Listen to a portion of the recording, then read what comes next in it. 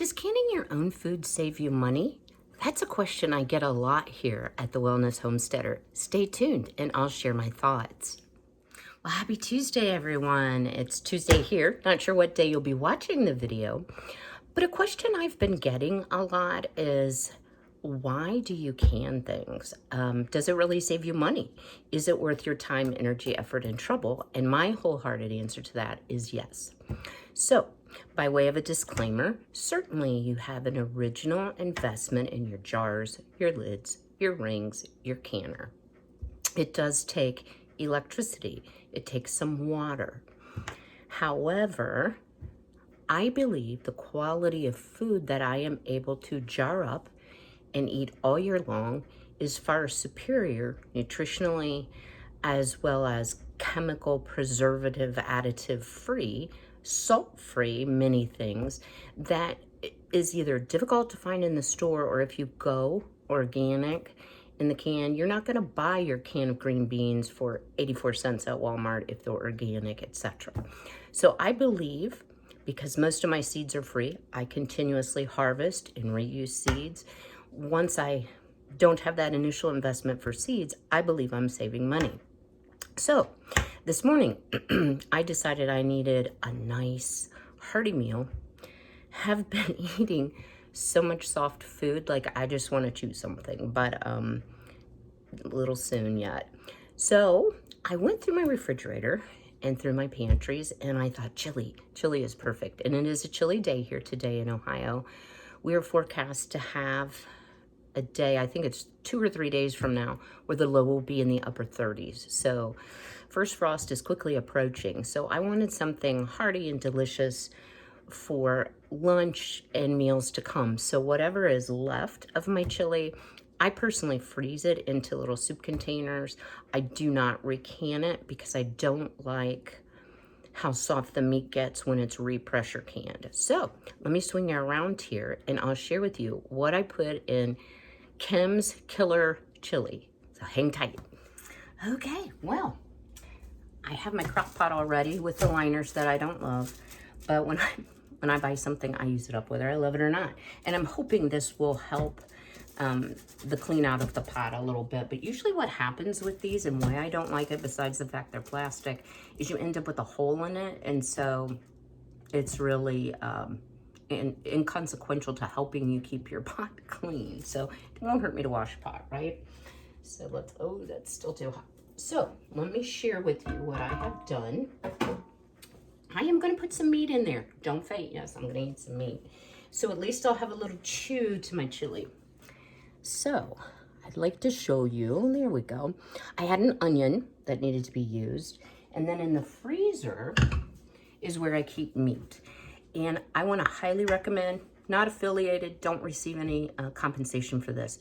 If you have never tried Porter Road meats, you must. They ship all over the U.S. Their meats are antibiotic free, grass-fed beef, free range. I mean, they're just phenomenal. And I'm not a meat lover, and I do really like their meat. So I had ordered a package, which will last me like 2 years, and in it was country breakfast sausage. And I personally like sausage in my chili rather than beef. And I thought, I'm just gonna fry this up and see. And I've tasted it. It's delicious. It's not spicy like I would like, but by the time I get done with it, everything will be spicy. So I just once around with the olive oil, wilted my onion, chopped it up, and my meat. And so it's ready to go in the crock pot here. And then I will show you in just a moment. I'm gonna open all of my jars that I've canned and share with you what I'm gonna put in it. So hang tight. Okay, well, we're ready to start making chili. I just wanted to share with you, I did put olive oil in this pan, plus I deglazed with a little bit of onion broth, and actually was very pleased that the sausage was not so high in fat. I did take all of it out that I possibly could. Sadly, what's left in the pan would make wonderful gravy, but I'm off gravy for right now. So what I love using for my chili, and I will drop a link at the end of the video to this video, is my homemade onion broth. And I've already opened this up. I am going to make a large batch of chili because I do want to freeze it.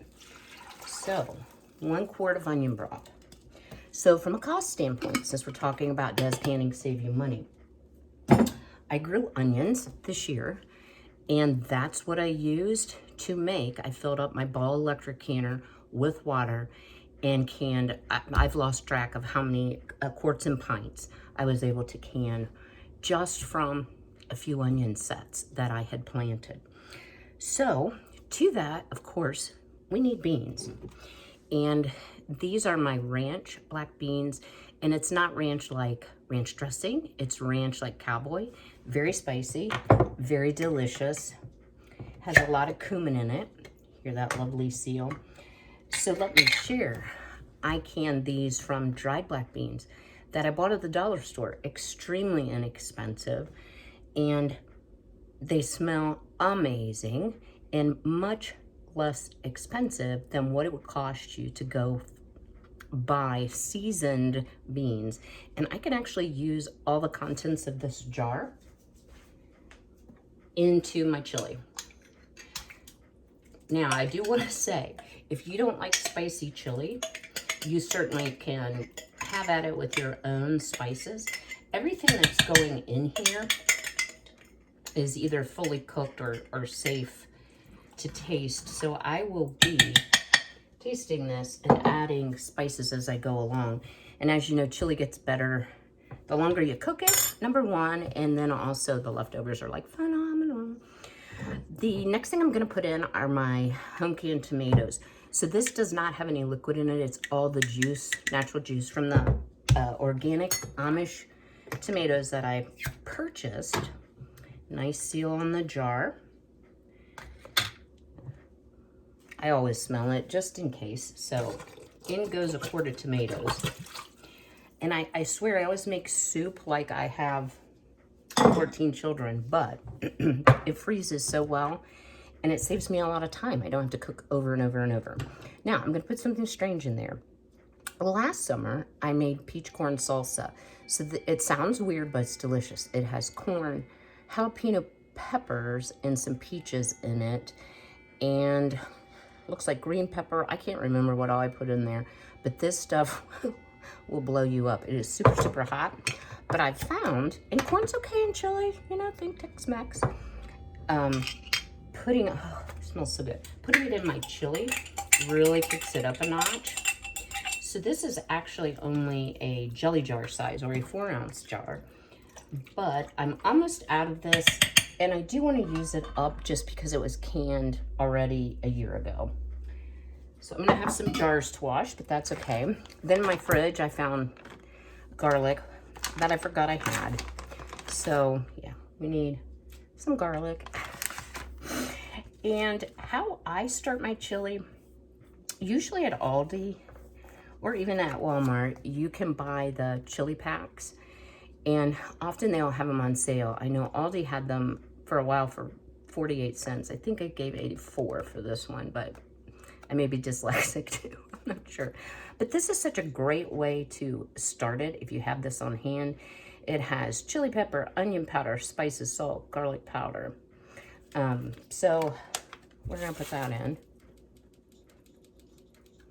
And then a little granulated garlic, because garlic's really good, right? And then finally, I put a very small amount of crushed red pepper in.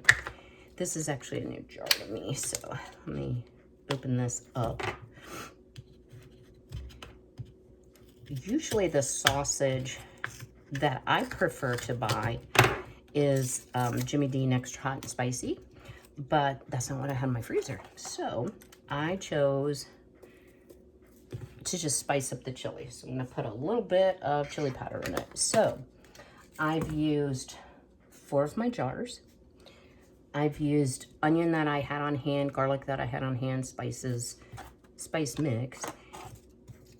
And I'm telling you, this is better than any chili that you can buy in the store in a can.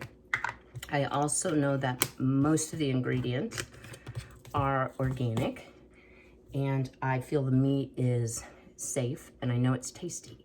So yes, I do believe that canning does save me money. So I am going to put this on high. I'm gonna let it rock and roll for a while, and I'll bring you back later today to show you what the end product looks like. So stay tuned. Well, our chili is all done, and let me share with you, it is awesome. But I did add a few things, so I wanted to let you know what else I put in there. I like very, very spicy food. Not everyone does. These are actually my son's pickled garlic, sweet peppers, and jalapeno peppers. So I chopped up a bunch of that, put in. I thought it needed a little more tomato taste, which was odd since there's a quarter tomatoes. So I have several cans of Hunt's tomato paste in my pantry. You know, it's nice if you get a sauce that's too thin, you can actually thicken it up. So I used 1 can of that. And then because it still wasn't hot enough, I put a ton of sriracha, which is a hot chili sauce, in there. So this is my breakfast. I'm actually gonna break my fast with some killer chili. The reason I don't eat until this time of the day has to do with the eating plan that I'm trying to follow for weight loss. So, dish up here, and this made a lot of chili. There you go. You can see. It depends on what your personal preference is. I like quite a bit of liquid in my chili, so I don't think it's too watery. Some people like really chunky chili, and if so, you could probably omit the broth or go down to a pint instead of a quart. So let's give it a taste.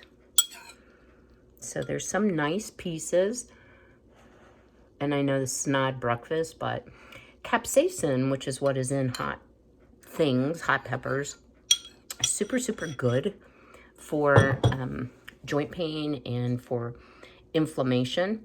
And also, if you take a look at, and remember, I'll drop the iCard at the bottom of the closing screen to my video on onion broth, I loaded it with turmeric, and turmeric is also a good anti-inflammatory, and it adds a lot of flavor and spice. So let's see if this is Kim's Killer Chili.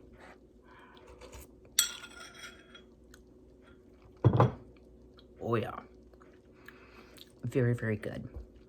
So drop me a comment below. What do you put in your chili that's odd? Do you put peach corn salsa? What's your unique take on your own killer chili? Do you like it hot? Do you like it mild? Do you like it sort of a medium in between? I hope you've enjoyed today's video. Stay well, stay healthy, be blessed. Have a great day.